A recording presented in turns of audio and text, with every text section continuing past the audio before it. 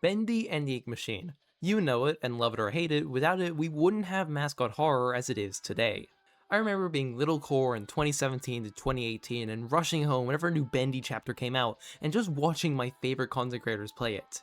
This game was such a huge part in shaping my childhood and what I like in media. Which is honestly insane to think about because that was almost a decade ago. And due to the speed they were putting chapters out, there was always something new to chew on. Whether it was people analyzing teasers, going out of bounds, theorizing about the story, or trying to piece together the lore as it unfolded in real time, Bendy was genuinely one of the big three of my childhood. And yet that leads me to my deepest, darkest secret regarding this game. Up until a few months ago, I never actually played through the original Bendy fully. Most of that came down to being kind of indifferent on the topic for years. I already knew the story through other people's playthroughs, and back then that was enough for me. But after playing Dark Revival and spending way too much time thinking about what I like in games and what I don't, I figured it was finally time to give the original game a proper chance. So that's what we're going to be doing today. We're going to go back to the game that helped define modern mascot horror and see how well it actually holds up almost 10 years later. And look, I'm probably going to enjoy the game because it was mass part of my childhood, but I'm also willing to give it its fair share of criticism when it deserves it. After all, this is nearly a decade old game, and newer titles have improved massively when it comes to gameplay, storytelling, visuals, basically everything. So let's not dilly-dally any longer and see if Bendy the Ink Machine still holds up 9 years later.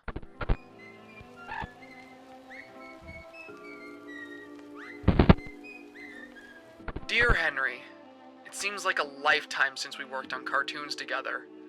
30 years really slips away, doesn't it? If you're back in town, come visit the old workshop. There's something I need to show you. Your best pal, Joey Drew.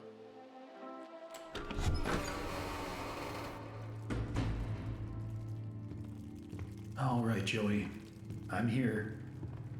Let's see if we can find what you wanted me to see. The opening of Bendy the Ink Machine has always been, in my opinion, one of the best starts to a horror game.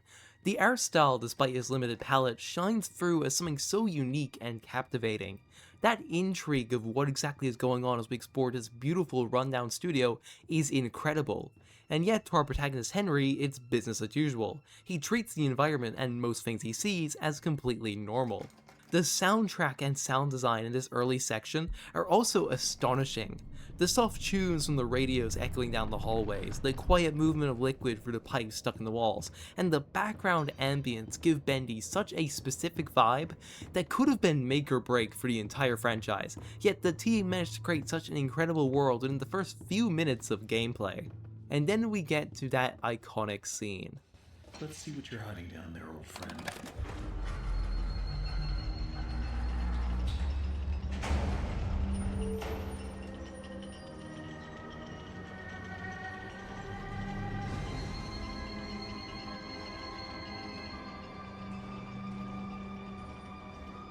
The megalophobia you get from the Ink Machine as we see these chains lifted up from the void, constantly whirring to try and keep it in place, is fantastic. The soundtrack, I've said it again, the soundtrack creates an all-encompassing sense of grandeur and mystery. Where do these pipes go? How far down does the studio actually stretch? What exactly was the Ink Machine used for? And how important was it to Joey that after Henry left, he needed an entire room dedicated to it?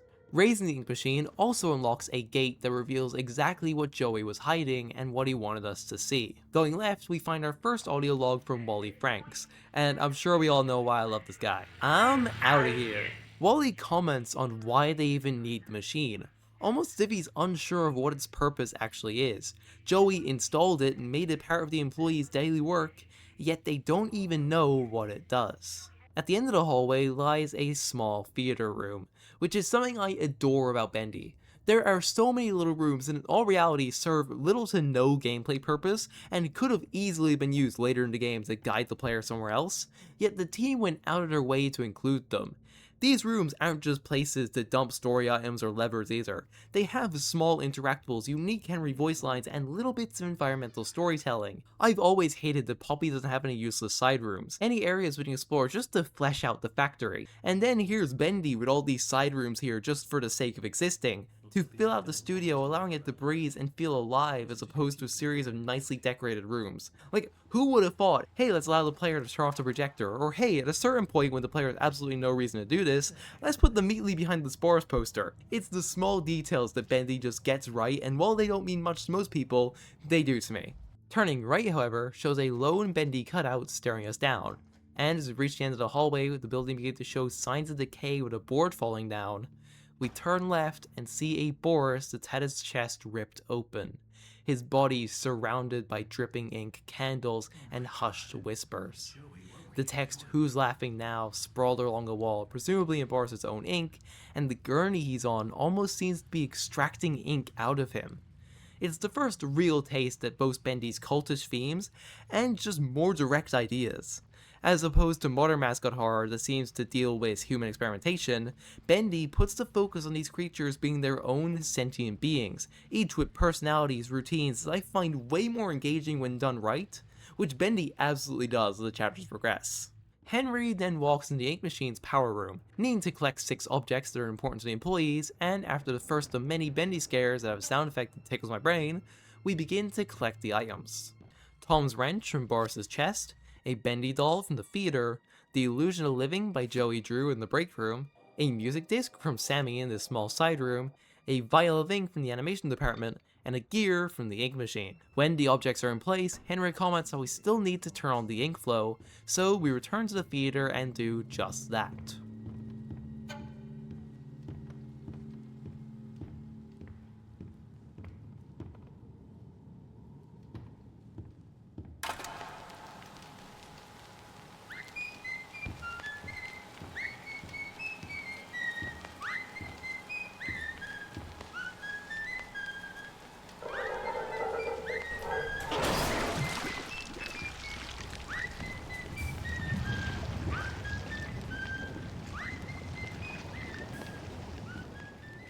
Bendy is really good at subtle horror, like insanely good.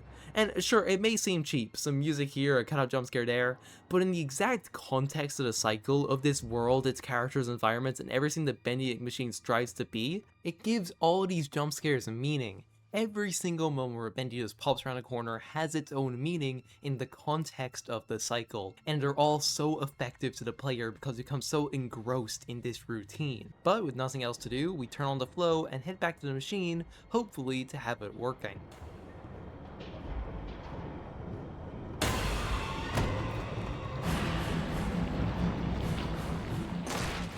Now, I'll be honest, for how good of a build-up this chapter has, this first chase kinda falls flat. For one, Bendy's not even chasing us, the building just waits for Henry to move before it collapses, and while it's cinematic in the moment, looking at it objectively, I don't like it.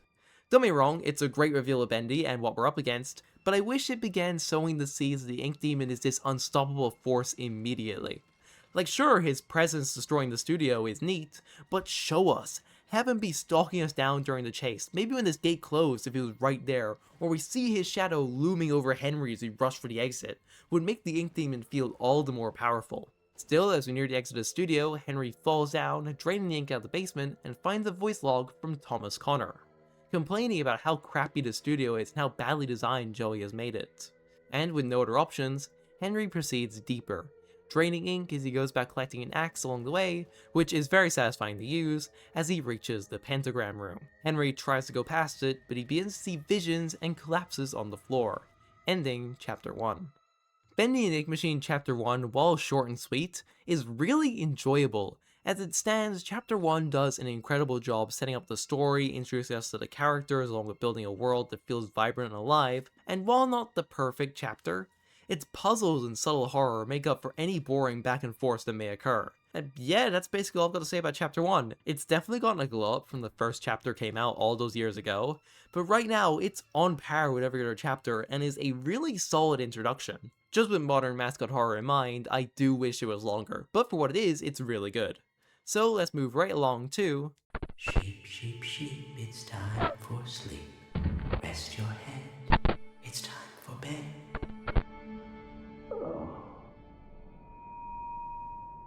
Oh, my head. What happened?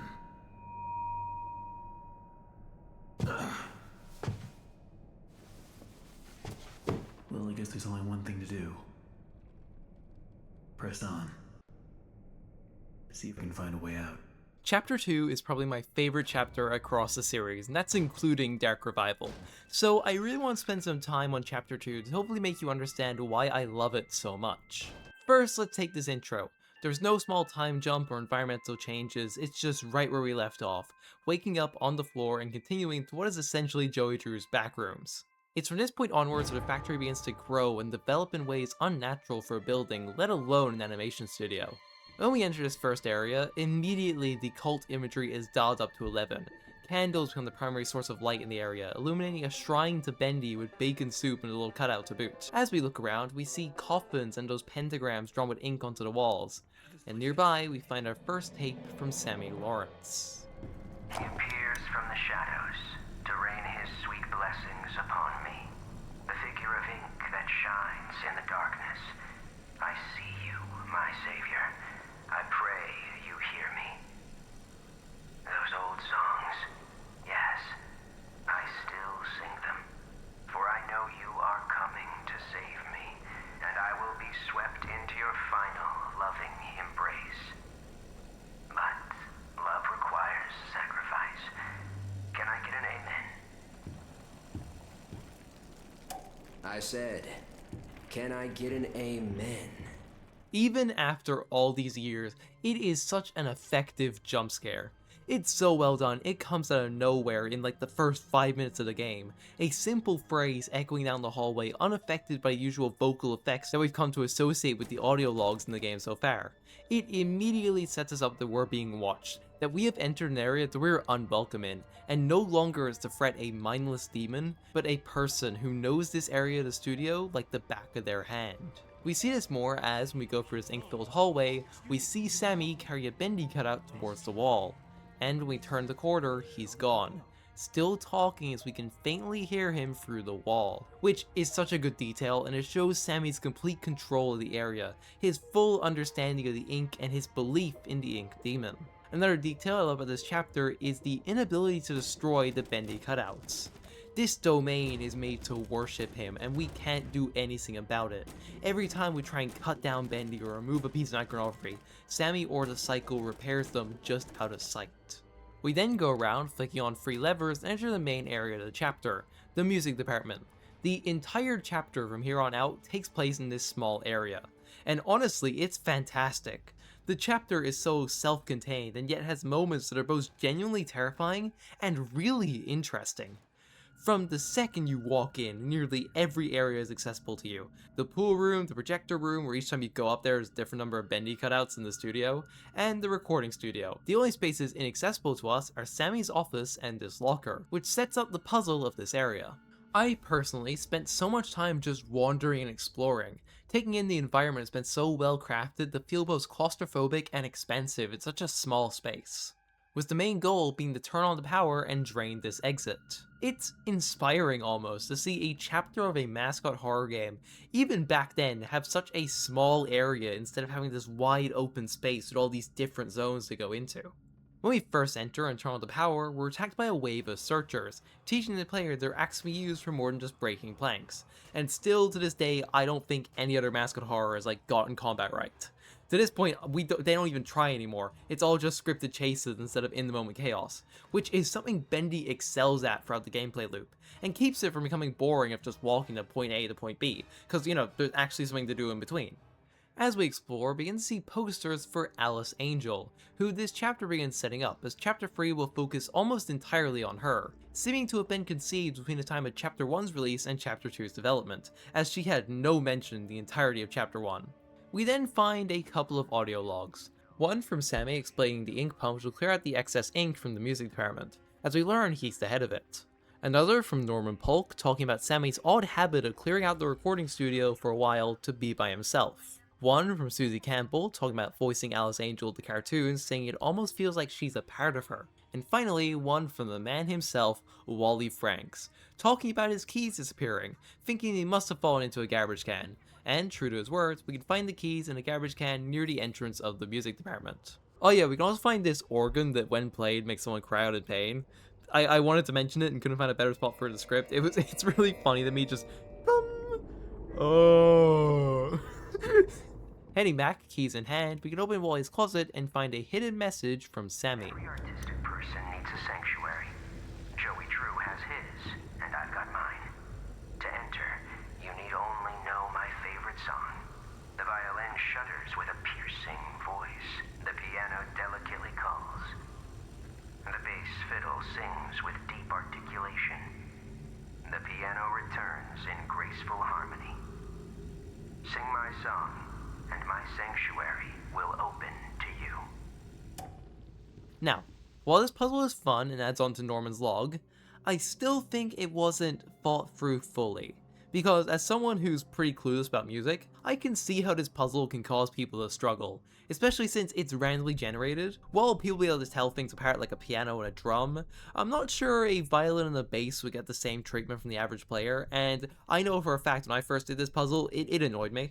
Still, playing the instruments in the right order opens Sammy's sanctuary, a small room with a pentagram and a message sprawled in ink, reading, "Sing a happy song, whistle a merry tune. Wait for his arrival, he's coming very soon." This space feels very much lived in, and that's further confirmed when we leave. The doorway frames us to look up and see Sammy stalking us as waves of searchers attack. If we decide to leave and for whatever reason come back to the studio, Sammy is gone as silently and quickly as he had appeared. As I said earlier, it's these small moments that make me love Bendy so much. The subtlety of having Sammy say amen right behind us, or having him watching us quietly defile his sanctuary, is beautifully horrific. And with the first ink valve shut off, we still need to find the other one so we can enter the office of Sammy Lawrence. Luckily, that first valve cleared out the ink blocking the infirmary, and unfortunately, the valve seems to be missing. So Henry ventures further, and in a small, very missable moment, we can still see Sammy stalking us even down here. As we explore, we find a searcher holding onto the valve we need, so we chase it down, crush it under a crate, and take the valve back to its original spot to enter Sammy's office. Inside, we find a number of things: the ink valve control, blueprints for an ink machine 2.0, and a message reading "It's time to believe." Still, the pathway forward should be unlocked, so we make our way back towards Rest your head. It's time for bed. There we go now, nice and tight. We wouldn't want our sheep roaming away now, would we? No, we wouldn't. I must admit, I am honored you came all the way down here to visit me. It almost makes what I'm about to do seem cruel. But the believers must honor their savior. I must have him notice me. Wait, you look familiar to me. That face. Not now, for our Lord is calling to us, my little sheep. The time of sacrifice is at hand. And then I will finally be freed from this prison, this inky, dark abyss I call a body. Shh. Quiet. Listen. I can hear him crawling above. Crawling. Let us begin. The ritual must be completed. Soon he will hear me. He will set us free.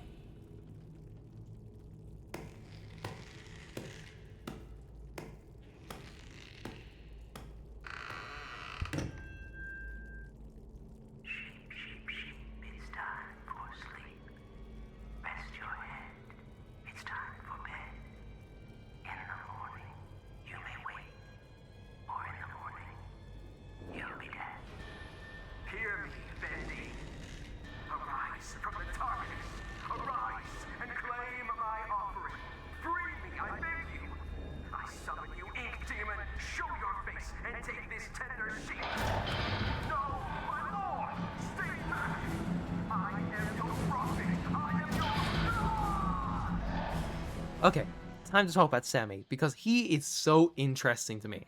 Despite this being the majority of his screen time in the entire game from here on out, as he's either a voice on a tape or the last hurrah in Chapter 5, He's so obsessed with Bendy, so deluded in his ideas of Bendy as a god, his savior, the one to set him free. He believes that sacrificing us to Bendy will honor him, will give him good grace with his lord, and return him to his physical body.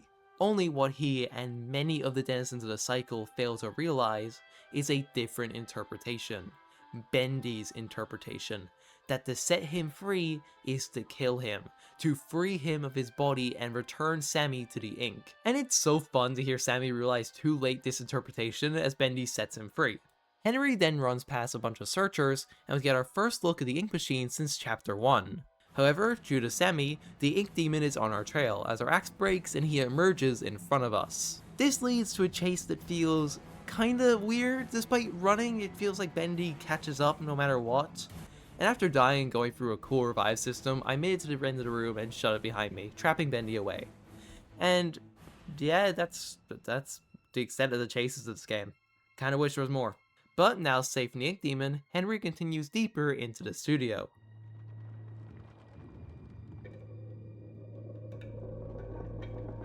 Hello? Someone there? I know you're in here. Come out and show yourself.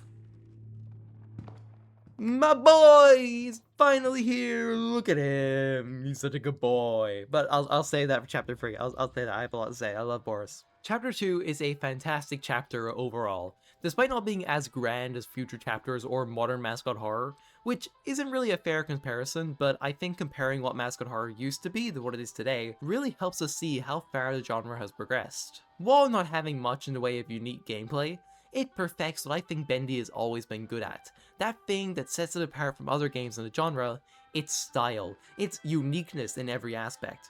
They managed to make a section that's basically Build a Friend and a Huggy Vent Chase combined feel so full of life, full of intrigue and mystery you can follow throughout the chapter. Chapter 2, instead of focusing on grandeur and having a bunch of sections displaying the characters having complex moments, sells for the subtlety present in Chapter 1 and does it to an even greater extent, creating such a fantastic chapter that in my opinion outclasses nearly everything that comes after.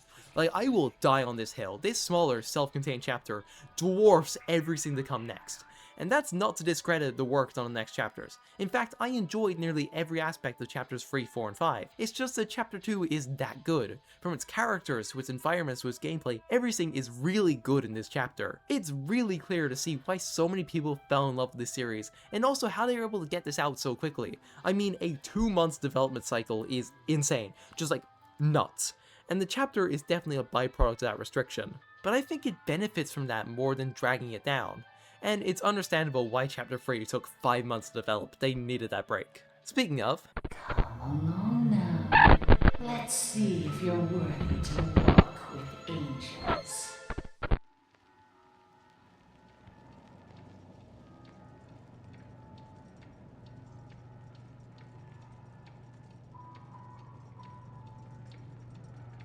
Chapter 3 opens in Boris's safe house, with a small time jump between the two chapters, with Henry and Boris having formed a bond, playing games, becoming friends while hiding away from the ink demon. As we try and leave, however, we find that Boris has taken the lever off the door and won't let us go until we make him some bacon soup. After making Boris soup and handing it to him, he puts his toolbox on the table, revealing the lever we can use to open the exit. After doing this, however, we can backtrack to Henry's room and collect this bone off the ground, and giving it to Boris leads to this. He's so full of joy and whimsy, I love this guy. Boris is like my favorite character. He says nothing, but his body language and exaggerated moments are enough to make anyone fall in love with him. During our expedition, we find little miracle stations, which the player can use to hide from the ink demon later in the chapter. And the more I think about it, Bendy really wanted to be survival horror, didn't it? Like, they really wanted combat mechanics and the ability to hide and sneak around enemies, but it fell into the mascot horror genre. Who knows, maybe Bendy 3 will be a full survival horror. Like, can you imagine Bendy Resident Evil? A little later, we get separated from Boris and he opens the door into Heavenly Toys, which I wish was the main area of the chapter. Like, I wish this has so much character, but we'll get into that. This first area is beautiful, and the soundtrack only adds to a sense of awe. The music in Bendy has always been incredible, and this is no exception. I honestly think chapters 3, 4, and 5 are where Bendy's soundtrack really takes off. In fact, throughout this video, while I've tried my hardest to keep every soundtrack just within their chapter, I've been failing horribly because the music in chapters 3, 4, and 5 is just that good. When we go up the stairs and enter the toy machine, we can hear a woman humming behind this door. Unfortunately, it's blocked by a shelf full of Boris and Alice toys. What I find really interesting about this area is how Bendy toys are separated from the others. There's like one Bendy toy on the shelf and that's it. Any other time we see a Bendy plushie, it's just by itself or surrounded by others of its kind, showing the disconnect between these three characters. Bendy, the all-powerful ink demon, as we'll see, and Boris and Alice in any form will always have a close connection. Even if that connection is, you know. Here we can find a log from Sean Flynn, better known as Jacksepticeye. It's always Jacksepticeye. I can't be the only Irish person in these games because there's always Jacksepticeye! Sean's note talks about Joey going off the rails over a Bendy doll having a crooked smile, and we learned that Alice plushies just weren't selling, implying she never became as popular as Bendy or Boris, with Susie voicing her. We then go around pulling plushies out of the machine and move the shelves out of the way to enter the Alice showroom.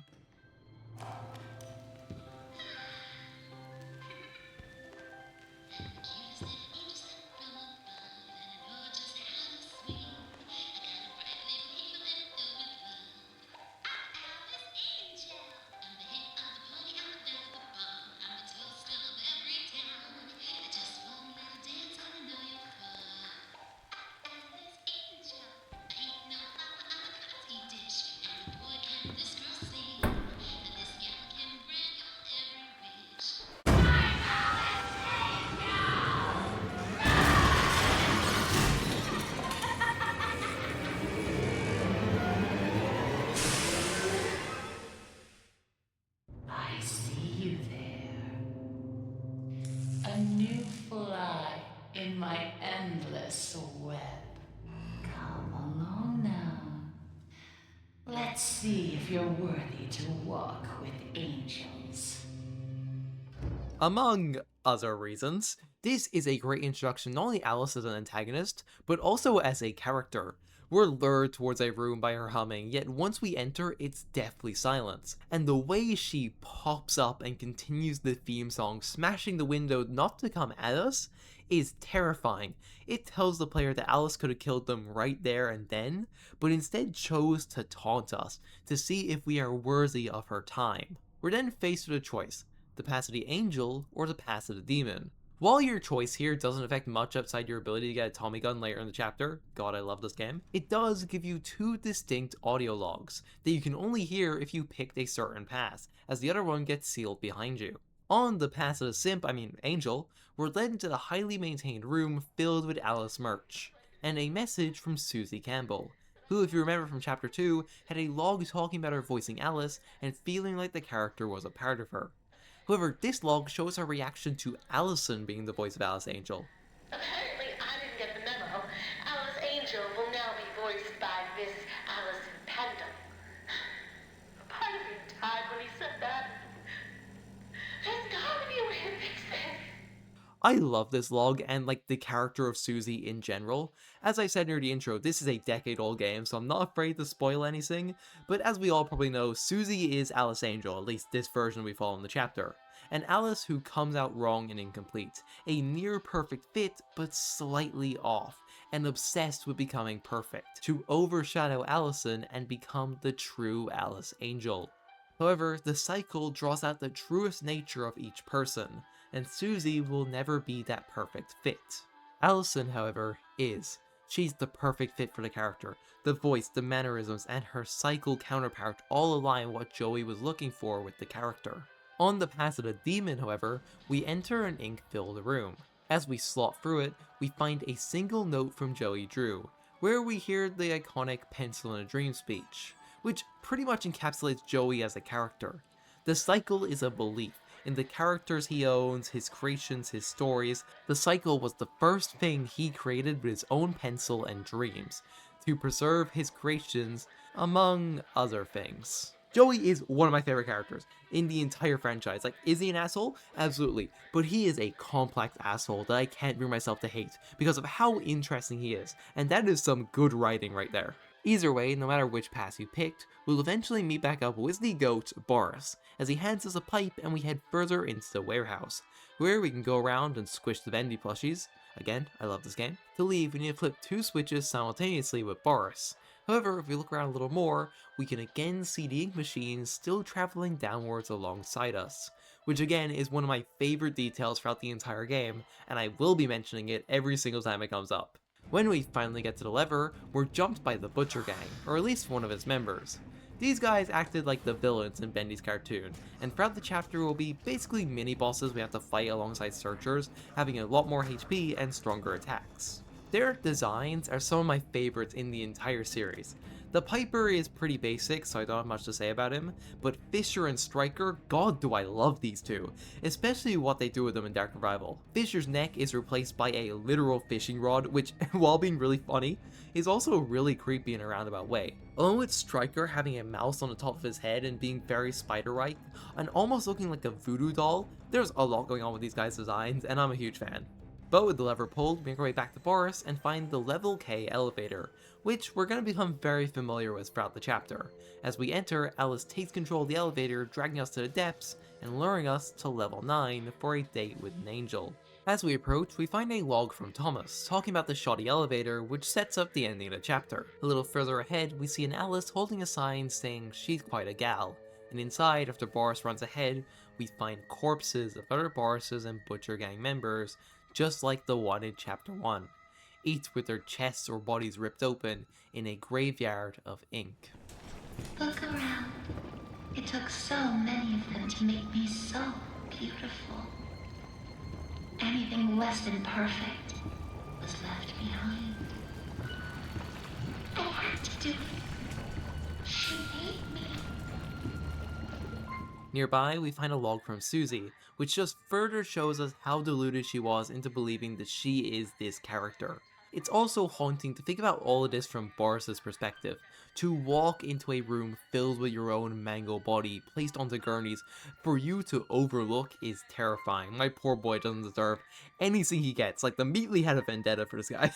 When we finally meet Alice, she's in the process of torturing a Butcher Gang member, as she wonders what to do with us. I tear you apart to my heart's delight.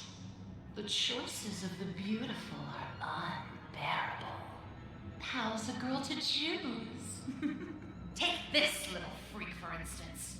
He crawled in here, trailing his tainted ink to my door. It could have touched me. It could have pulled me back. Do you know what it's like, living in the dark puddles? It's a buzzing, screaming well of voices. Bits of your mind swimming like fish in a bowl. The first time I was born from its inky womb, I was a wiggling, pulsing, shapeless slug. The second time, well, it made me an angel. I will not let the demon touch me again. I'm so close now. So almost perfect. Yes, I will spare you. For now. Better yet, I'll even let you ascend and leave this place. If you will do a few eensy-weensy little favors for me first. Return to the lift, my little errand boy. We have work to do. I love Alice's speech for a number of reasons. Not only does it show how the desires of one's inky cycle self can influence your form, but it also shows how far Susie has fallen, how twisted and manipulated she became in her time in the cycle, having brought out her darkest side in the pursuit of beauty, to finally look like the true Alice, to fulfill the role she believes she was destined for. It's tragic in a way to see a character so deluded in her own ideals that she has manipulated and twisted her own form to be slightly closer to her desired one, only to never reach it. And this is where the loop of the chapter begins. That's right everyone, it's the dreaded fetch quest chapter, and it's at this point I started to really disengage with the chapter, at least gameplay wise. So let's talk about the chapter's environments first, shall we? Chapter 3 has seen a drastic increase in quality from chapter 2. There are so many amazing areas, even down to the tiniest spot is breathtaking. If I'm being honest, one of my favorite areas in the entire chapter is the stairwell. It's full of so many small details and corners, so I had a genuinely fun time going floor to floor just to look at everything. It felt almost liminal in a sense, like a stairwell that wasn't going to end and was stacked to the brim with random objects, from musical instruments, crates, animation supplies, and furniture.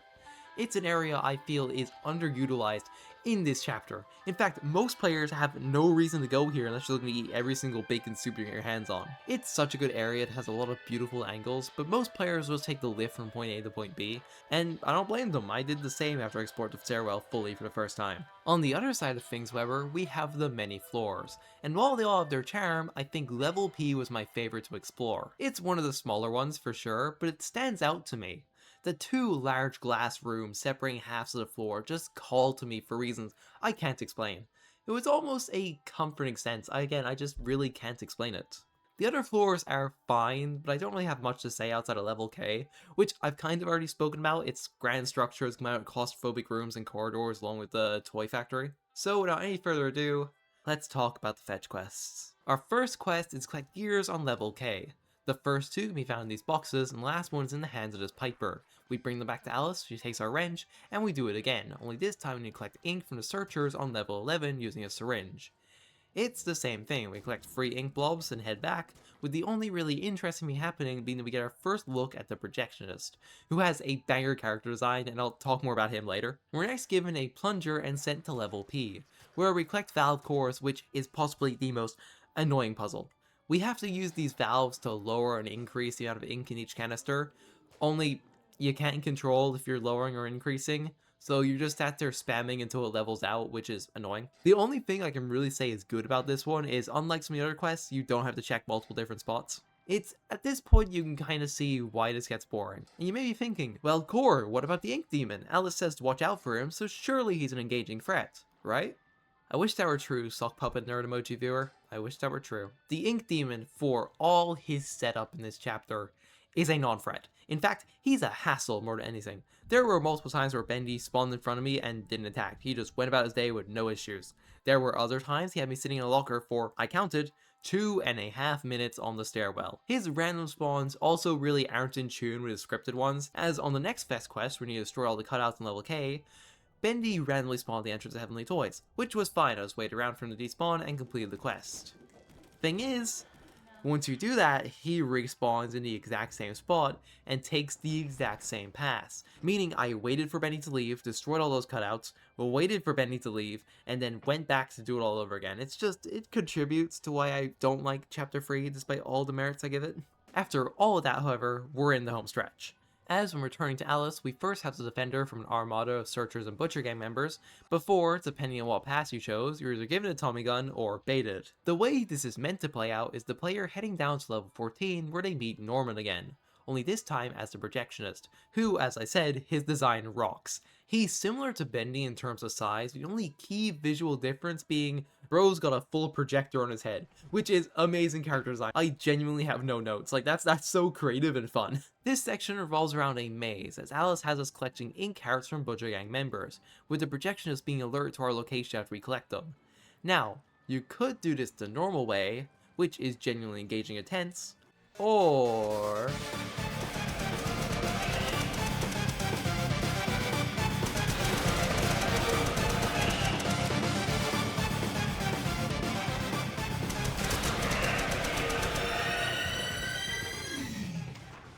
either way, with all the hearts collected, we return to Alice one final time, give her the heart, and go on our merry way, taking Boris and the lift back to the surface.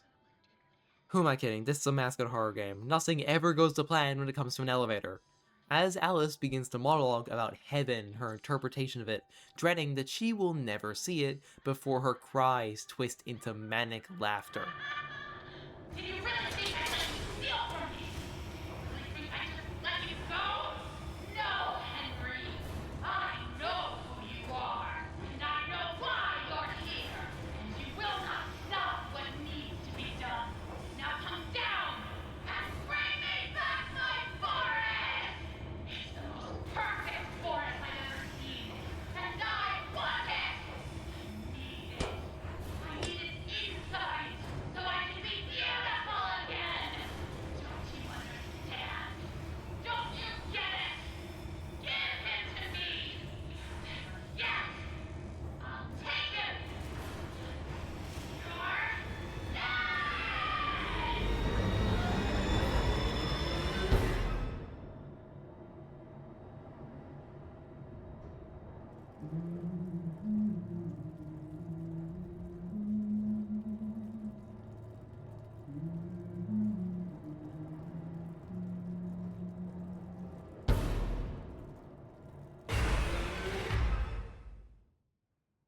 Chapter 3 is easily the most expensive chapter in terms of scale and environments. In many ways, it's the opposite of Chapter 2, and fortunately, I feel it suffers from that. Chapter 2 had one fleshed out, contained area with so much to do, while Chapter 3 had maybe 2 floors that were fully fleshed out, while every other area exists to be part of a fetch quest. And unlike chapters 1 and 2, there are very few optional interactables in this chapter, which could have easily helped make chapter 3 feel more alive if instead of a series of floors we visited once and never again. Like, could you imagine if each floor had like a different little minigame you could do so you go back and try and get a high score? That'd be fun, that'd give me more of a reason to actually kind of like the floors. However, that doesn't mean I disliked everything about Chapter 3. In fact, I really enjoyed how much of the story it gave us. Alice was a really interesting antagonist who I'm really glad continues to be a threat in Chapter 4. The Projectionist was a fun addition who I honestly never thought would show up when I was even watching this back in the day. And Boris, while sadly not having a lot to do this chapter, was interesting enough in the beginning that had me completely in, this is my child, I will kill anyone who hurts him.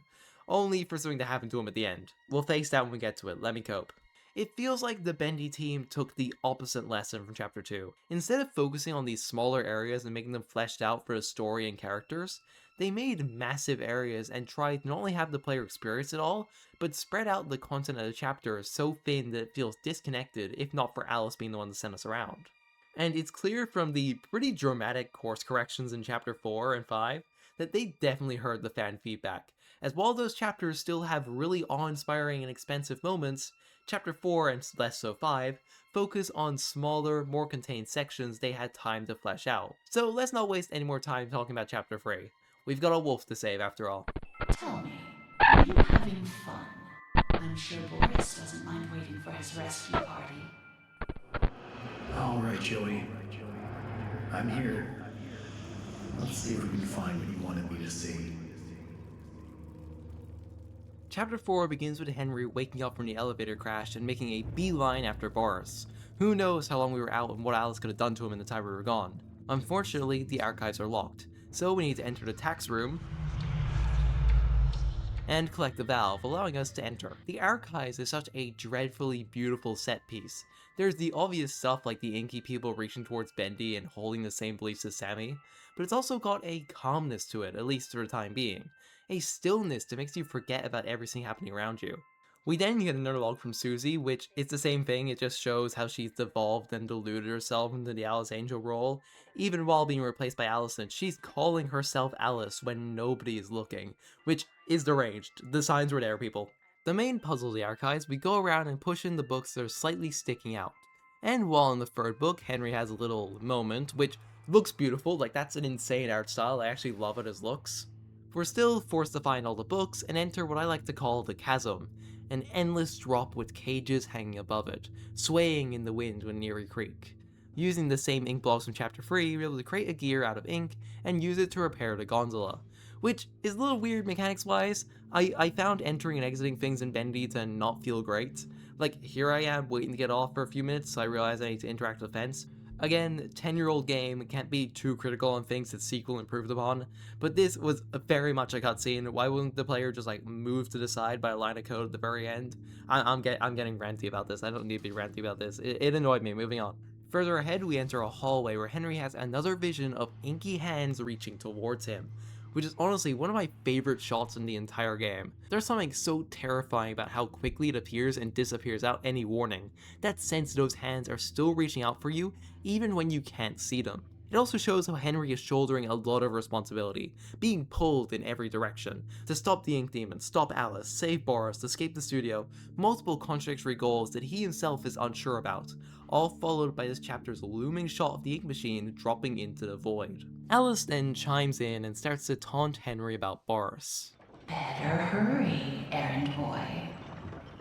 Boris is having trouble staying in one piece. Yeah, she gotta die. Don't get me wrong, still a baddie, but someone hand me my flamethrower, yeah? Like, she's gotta go. We then enter another of my favorite areas. Like, this game has so many good areas, I should stop saying it, but like, they're good. We first see a searcher babbling about the Ink Demon finding him and going home in the catwalks of a lounge. But it's what's behind this door, behind that cheery music that I adore.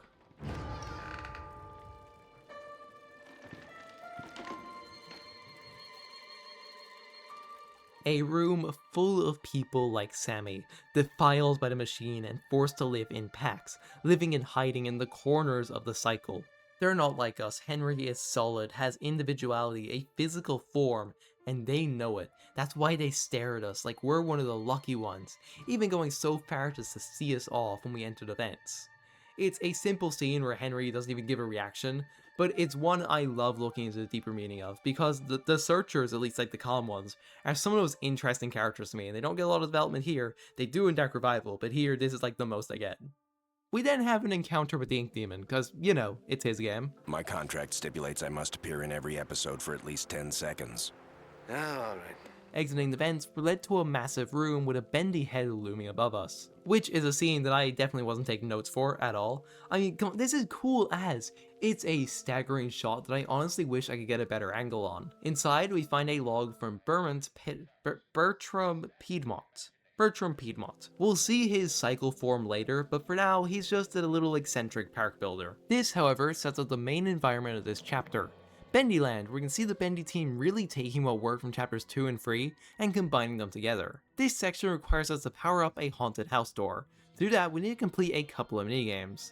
The first two, ball toss and targets, allow us entry to a room with half-finished Bendy costumes, which I'm now realizing may have been like a subconscious influence on the Starshine designs, like they have the mesh smile and everything. We then play Strongman, which opens the R&D department, which is roamed by Butcher Gang.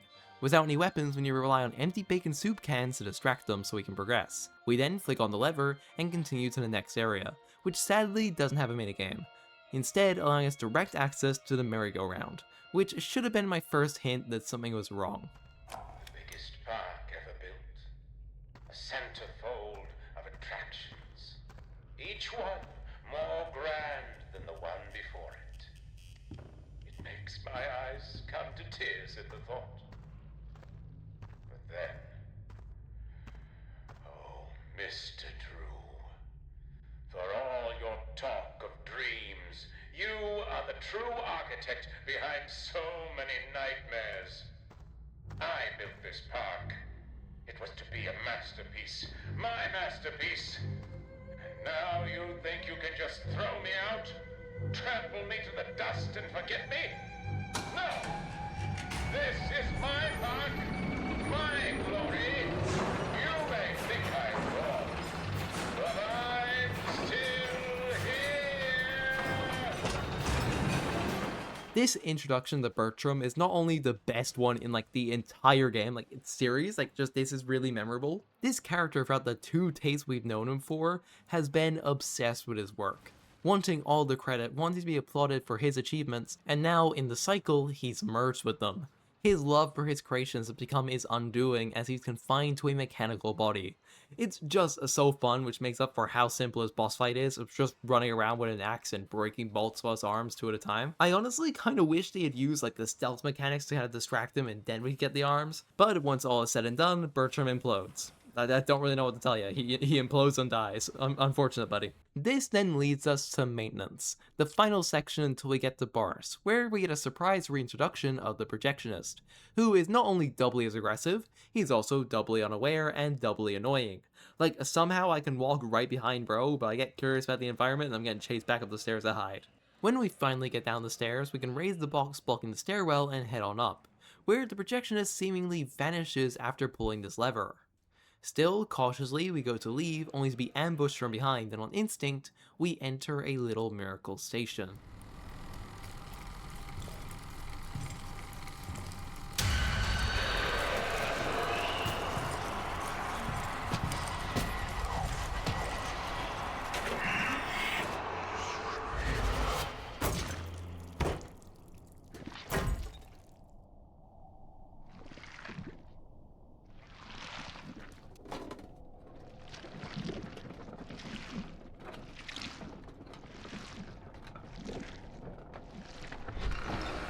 My contract stipulates I must appear in every episode for at least 10 seconds. All right. That's Bendy for this chapter, Chad. Give him a round of applause. That's it. He rips the projectionist's head off and goes. I love this game. Rip the projectionist, you'll be missed. But everything is in place. We can finally enter the haunted house.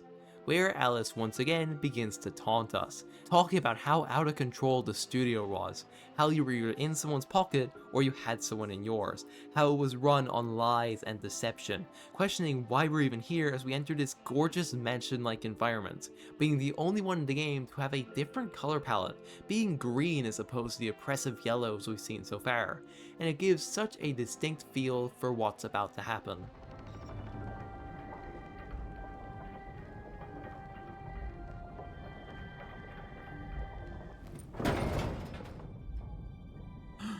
Boris! No, what has she done to you?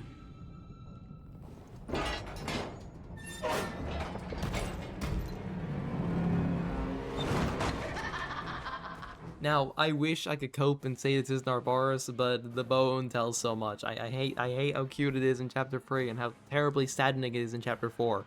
Boris didn't deserve this. It's depressing being forced to fight him like this, as throughout the fight we're constantly using Boris's own ink to make one-use pipes, creating a cycle of hit, run, wait for him to stun, and do it all over again. After a while, Boris is jumping around and hurling carrots at us, we hit him one last time. Boris stumbles to his knees as Alice complains in the background about how her perfect weapon didn't work on us, and Henry has one last goodbye with his friend.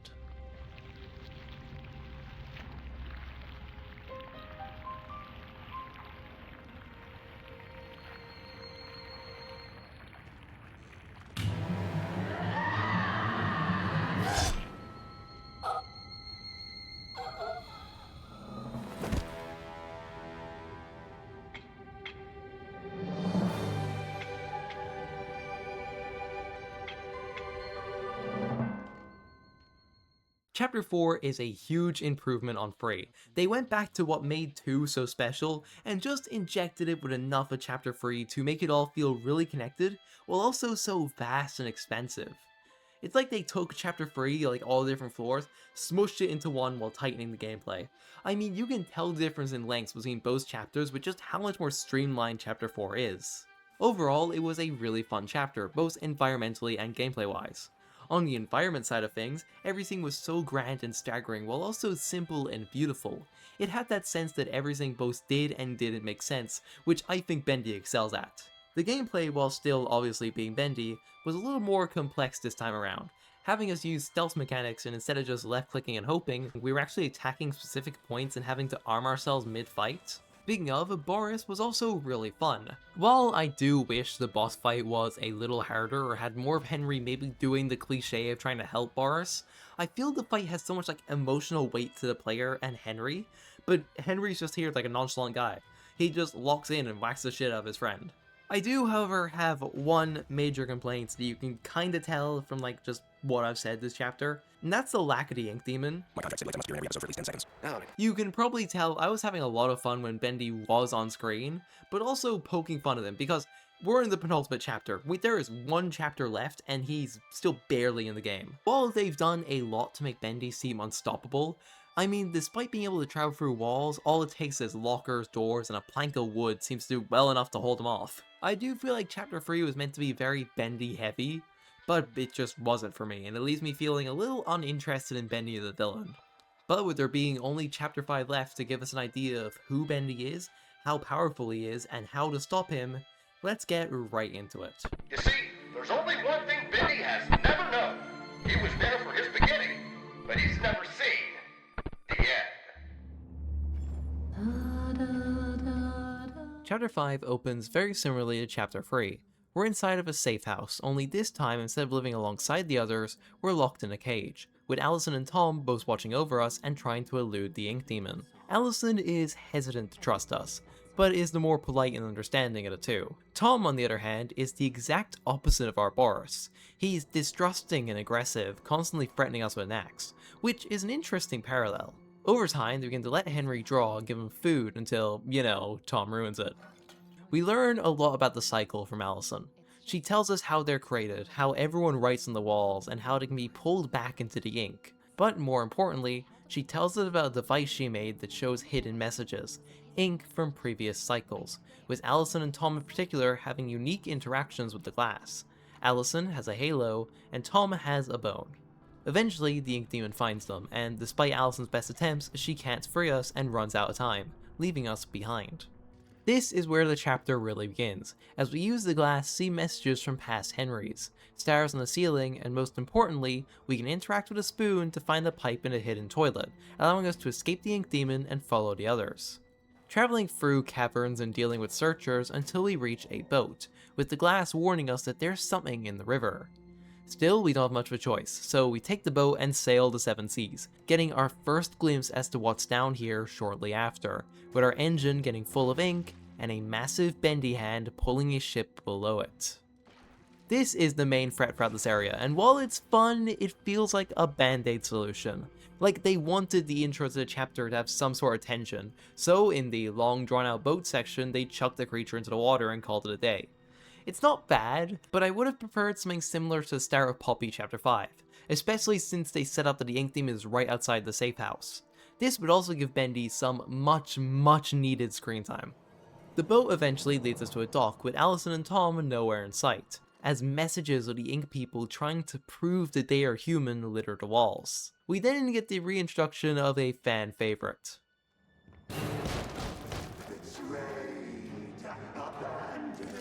I love how angry Sammy's dialogue is. Like, he blames us for his plan not working, and yet his words are more so directed at Bendy, saying that we lied to him, that we're the cause of everything. Eventually, we break his mask and he grabs a hold of us, preparing to kill us before Tom sneaks up behind him and kills him himself, helping us up. Crazy switch up, but okay buddy. We then deal with waves of searchers alongside Allison and Tom, and when all is said and done, we begin to make our way to the vault before falling down a hole. I mean, it's not a Bendy chapter without Henry taking a fall, you know? This, fortunately, puts us in the admin wing, right next to the film vault, which is locked up, needing us to make free pipes in order to progress. We also begin to see signs of the Gent Corporation, alongside a log from Thomas Connor, where he talks about creating the ink machine and how the machine's first ever creation was a failed Bendy, who we've been dealing with all game and is why he looks so different compared to his cartoon counterpart. Heading into the admin wing, we quickly learn it's overrun with the Butcher Gang. However, they are easily countered by luring them out and letting the ink demon deal with them. Yeah, they don't respawn, this is like game over. Outside of allowing us to create the pipes we need, the admin wing also has plenty of voice logs, most of them from Joey Drew. There's one where he talks about the team not trusting in his leadership, another where he's talking to Tommy and being stressed over the failed Bendy he saw, and if Tommy's main complaint is that the ink machine's creations lack soul, then Joey will give them a soul. And finally, there's one in his office. I know how much this part means to you, Susie. Alice means a lot to me, too. Gosh, all of my characters do. In fact, I'll let you in on a little secret. I, too, really believe my characters are more than just drawings. They're alive. They're part of us. And I want people to know them as well as I do. I want people to be able to shake their hand, spend an afternoon with them, love them. Susie, I'll be straight. I'm putting together a small project, a little ceremony. Winners, a lot of dreams will come true. And I want you to be a part of it. I want you to bring Alice to life once again. What do you say? Now, again, decade-old game, I'm sure we all know the lore. Joey used souls to create some of the ink denizens, mainly ones like Sammy, Norman, and Susie. They were all used to create, well, Sammy, the projectionist, and Alice. This would then lead Joey to creating people inside the cycle without the use of souls. He made Allison to help his replica of Henry on his journey, and later Audrey in Dark Revival, a person made entirely of ink able to exist within and outside of the cycle, which is really interesting to me because of both the ending of this game and what exactly that means in the wider story of Bendy. Regardless, we finally enter the film vault, only to see a message that the demon has taken it, and whatever was here is long gone, with Allison and Tom catching back up to us. Henry tells Allison and Tom that he's planning to go after the ink demon, and before Allison can send us on a side quest, Tom breaks the door open and we re-enter the studio, a smaller, condensed replica of Chapter 1, showing Henry's desk. A little further ahead is the ink demon himself, with this being the last time we'll see him in gameplay before the finale. My contract stipulates I must appear in every episode for at least 10 seconds. Alright.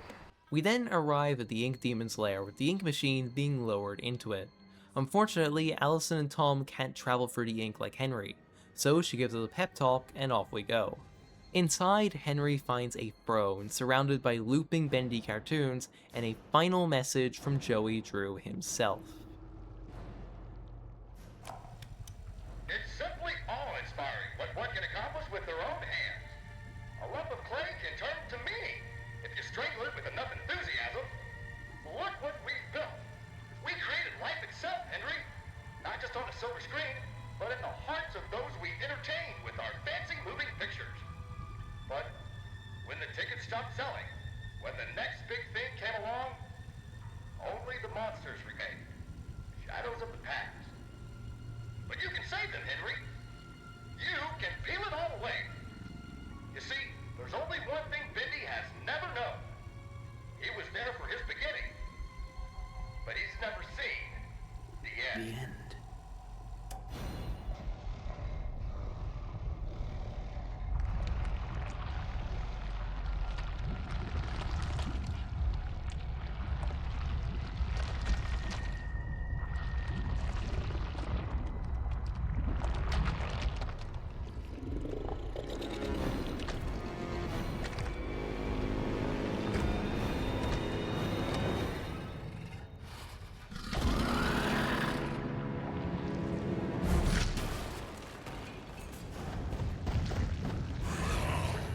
Okay, before we talk about all this, let's talk about Beast Bendy, because I'm not a huge fan of this design, or even how they use him. Throughout this video, I've been constantly talking about how Bendy doesn't show up enough, how despite having such a cool design, he is absent for a lot of the game. I'm sure you can count on like 2 hands how many minutes of footage I actually have of Bendy in this form throughout the entire game. The series has always had trouble using the Ink Demon dynamically, having him appear and be an active threat rather than a looming one. And then we get Mr. Always Skipping Leg Day over here. There's a reason why when I drew Beast Bendy I combined him with his Dark Revival design, because this is something, alright? Like, if they were trying to make him scarier, they might have failed, just a tad. Yeah, I hate being negative about this, but it's how I feel. Bendy's always been underutilized in this game, and then his final go out was like this. And then there's his boss fight, which, while cool in a vacuum, isn't executed to its fullest. Let me just set the scene. You're in the Ink Demon's lair, his domain and hunting ground, as he uses his full power against you, traveling through walls and rushing at you in an attempt to stop you from pulling levers needed to escape. Then, in practice, he's just my pug having the zoomies, who can be avoided by hugging the wall. It's a cool scene in theory, but in execution, it's just this. After flipping all the levers, however, Henry finds himself in a room full of ink flats, having to lure Bendy and destroying each of them one by one, causing the Ink Demon to flee into the darkness as Henry rushes down another hallway, making it back to the throne room, and playing the end. As Henry slots it in, he whips around to see the Ink Demon reaching towards him as the screens begin to light up, all displaying the end as the Ink Demon cowers reach towards us one last time before the end of the story destroys him.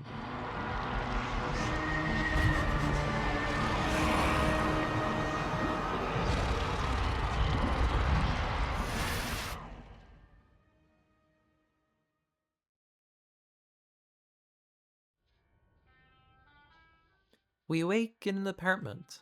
Bendy plushies, old posters, and the same familiar music fills our ears, along with the whistling from the other room. We find a corkboard with letters addressed to Joey, each from his old employees, thanking him for reaching out and giving him updates on their lives, which is really sweet. We can also find storyboards, possible ways the cycle could have progressed, which is really interesting to see. And finally, we step out into the kitchen, finding Joey. So soon. I didn't expect you for another hour yet. Now you're just trying to impress me. But I know. You have questions. You always do. The only important question is this. Who are we, Henry? I thought I knew who I was. But the success starved me. Nothing left but lines on a page. In the end, we followed 2 different roads of our own making. You, a lovely family. Me, a crooked empire. And my road burned. I let our creations become my life. The truth is, you were always so good at pushing, old friend. pushing me to do the right thing. You should have pushed a little harder. Henry, come visit the old workshop. There's something I need to show you.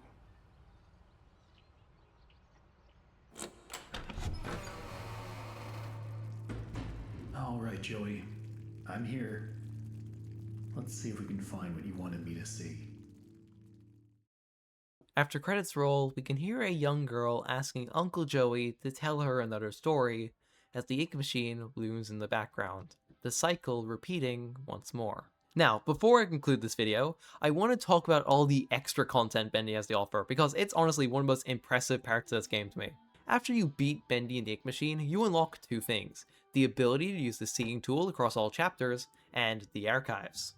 The seeing tool unlocks a bunch of little lore details and fun messages left in the previous cycles, which is such a treat to explore. The archives, however, gives us a glimpse into the development of Bendy and Ink Machine, from early concepts and models to how they came up with certain characters and ideas, which is something not a lot of games do, but I always appreciate it when I see it.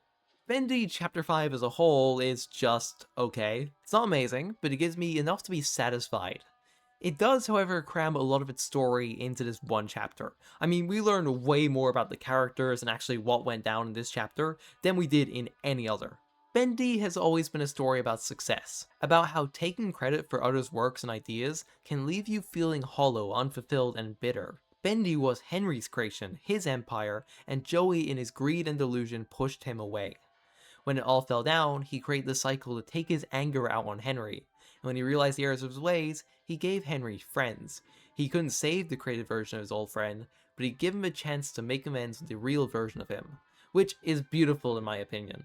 As for Chapter 5 itself, however, my criticisms from earlier still stand even into Dark Revival. The Ink Demon just isn't used enough. He's such a cool concept and character, he has so many cool abilities and so many implications, but he doesn't really get the time to shine that he deserves. And this ending fight is just anticlimactic, I'll say it. But that's not to say Bendy Ink Machine is a bad game. If anything, I thoroughly enjoyed revisiting the entire game despite its shortcomings. And that's understandable given the game's age and how much the developers have improved over the last decade, with their most recent title, Bendy the Dark Revival, being a game I enjoyed way more than Bendy Ink Machine. I think it improves drastically on the mechanics, story, characters present in the original Bendy, and if this video does well enough, I'll probably cover it in the near future, because with The Cage set to release this year and Ink Factory presumably not far behind, Bendy fans are eating good chat. But that's all I've got to say. Thank you so much for watching, and thank you, Posture, for lending your voice to Joey's letter in the intro. And I'll see you all in where next. Bye bye!